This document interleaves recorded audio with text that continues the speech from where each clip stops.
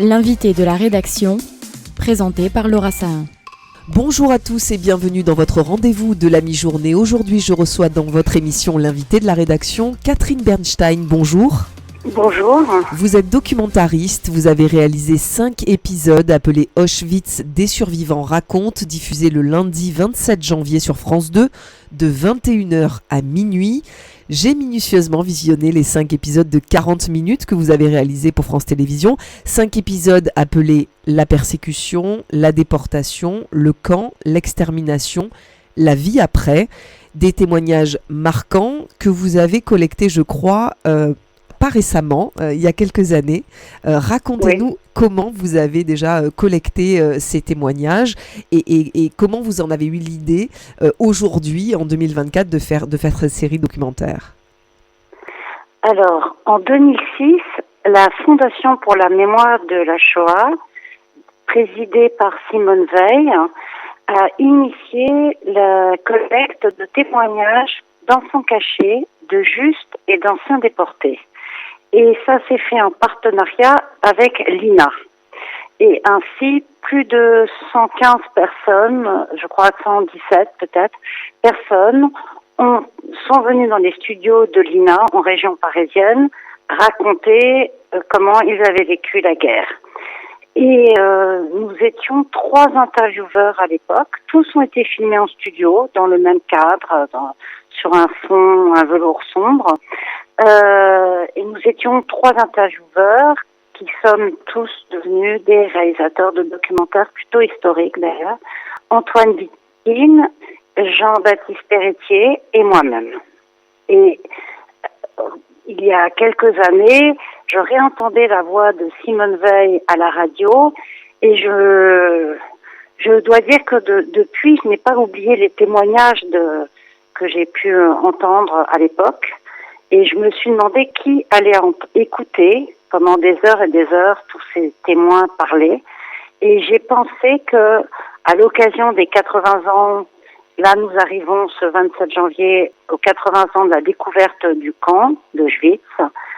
Et je me suis demandé si, en faisant un travail de montage de tous les témoins qui ont été déportés à Auschwitz, en l'occurrence, il y en avait à l'époque 47.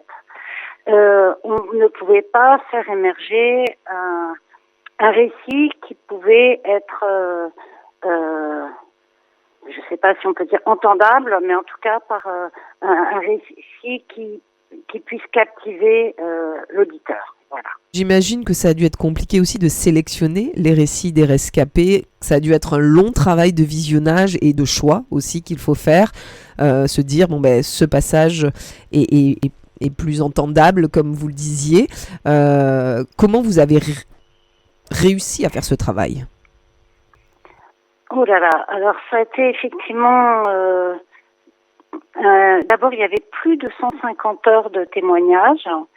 Et ce qui est incroyable, c'est qu'on a passé un casting de la personne la plus passionnante et qu'on s'aperçoit à la fin du montage que toutes les personnes qui ont témoigné à l'époque ont été montées. S'il y en a 3 qui ne sont pas montées, c'est uniquement pour des raisons de droit à l'image, mais sinon, toutes celles qui avaient donné leur accord se retrouvent à avoir trouvé une place parfois une fois, parfois plusieurs fois dans cette série documentaire.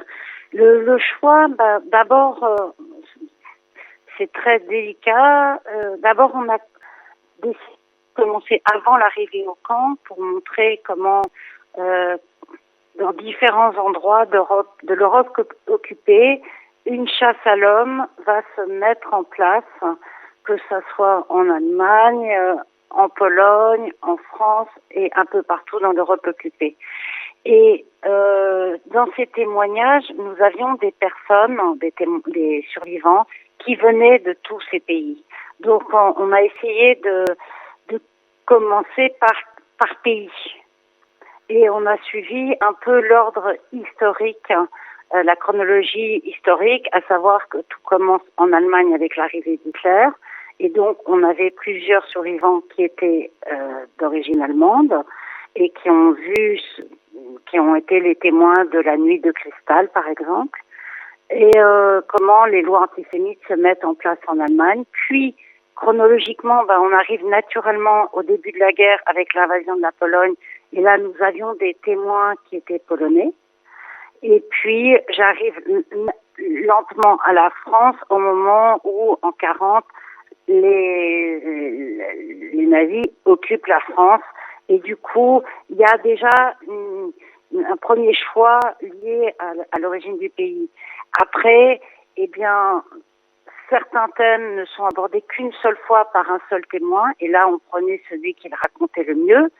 Parfois, d'autres par exemple, le souvenir marquant de beaucoup des survivants, c'est par exemple le tatouage ou la tonte, le rasage corporel de la tête aux pieds, en passant par les parties intimes. Là, je fais appel à plusieurs témoins pour montrer à quel point ce sont des moments qui marquent à tout jamais. Vous avez parlé de Simone Veil au début de notre entretien, mais moi ce qui m'a surprise, c'est que finalement Simone Veil apparaît très peu de fois. Vous n'avez pas forcément, j'ai l'impression, voulu faire un focus sur Simone Veil. Vous avez aussi voulu mettre en avant Marceline, Denise, Fredka, Nadine, Georges, Chaim, Daniel, Claude. Pas forcément Simone Veil, la figure entre guillemets la plus emblématique et la plus connue rescapée du camp d'Auschwitz.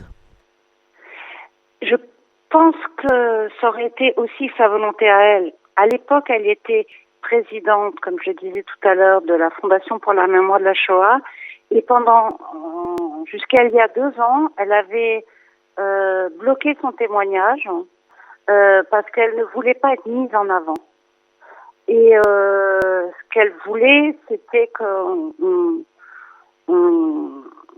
collecte à tout jamais ces témoignages, d'autant plus que si aujourd'hui j'ai eu l'idée de les mettre ensemble, c'est justement parce que ces témoins ne pourront plus d'ici peu se rendre dans les écoles.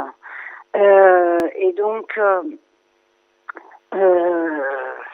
grâce à ses fils, le témoignage de Simone Veil a pu être utilisé, et ça, très récemment.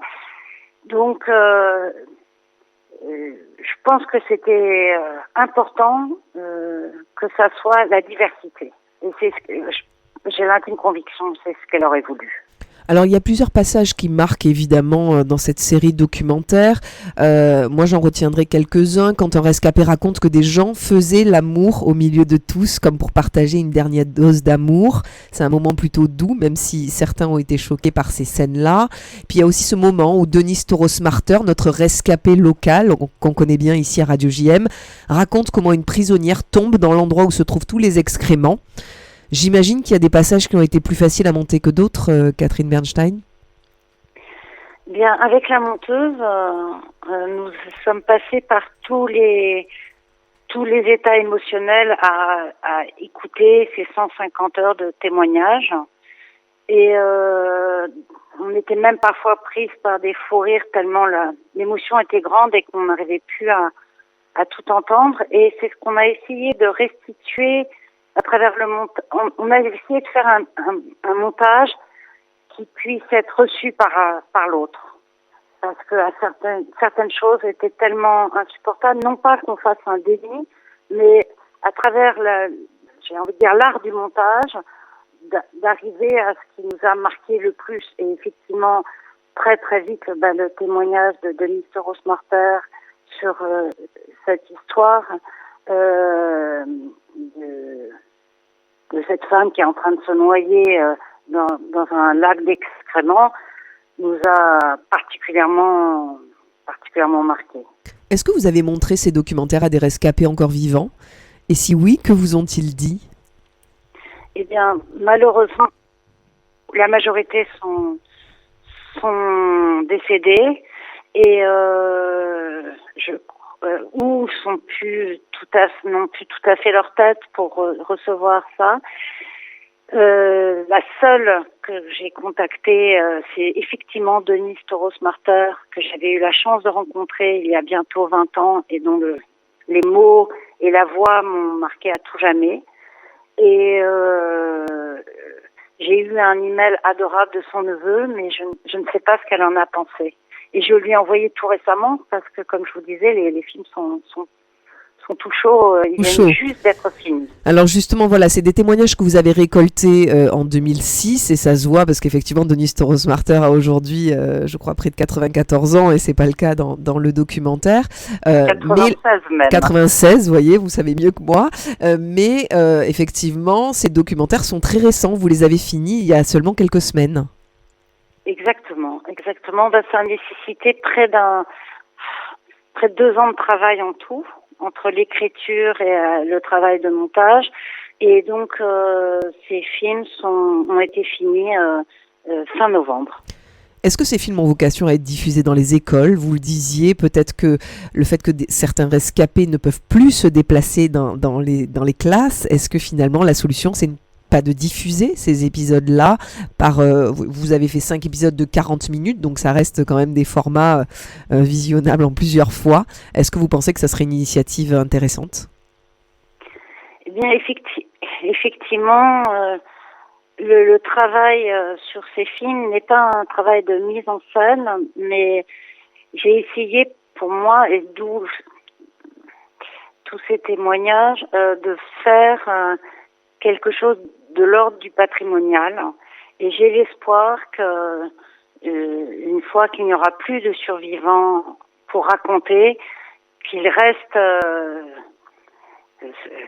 ces films, parce que ou la majorité des survivants ont raconté, soit par une première collecte qui a été initiée aux États-Unis par l'université de Yale, puis par la fondation Spielberg, puis par des associations de déportés en Europe et en France en particulier, où là cette collecte est initiée par la Fondation de la mémoire de la Shoah et l'INA.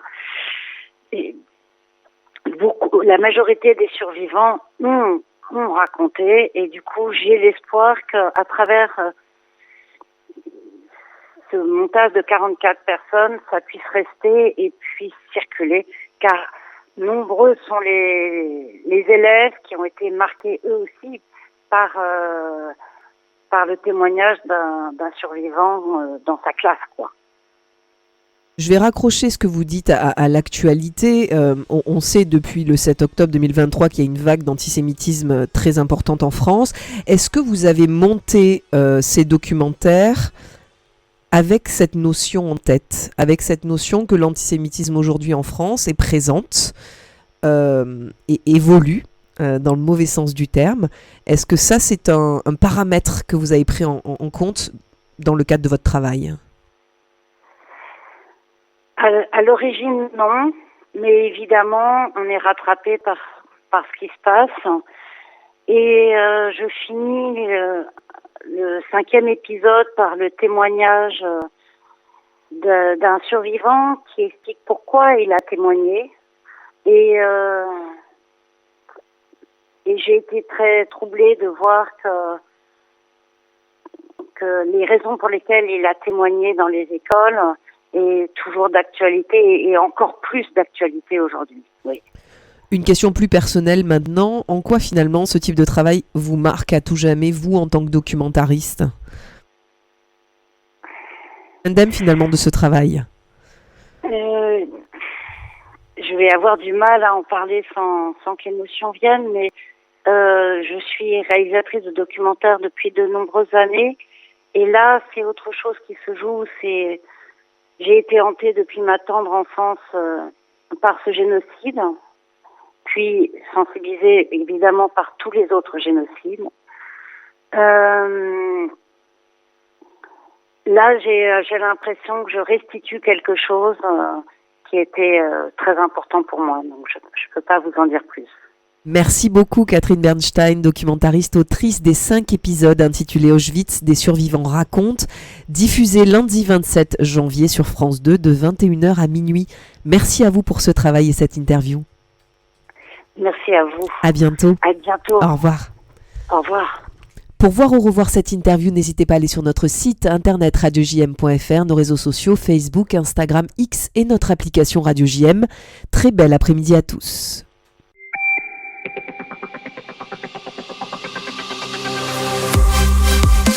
L'invité de la rédaction, présenté par Laura Sahin.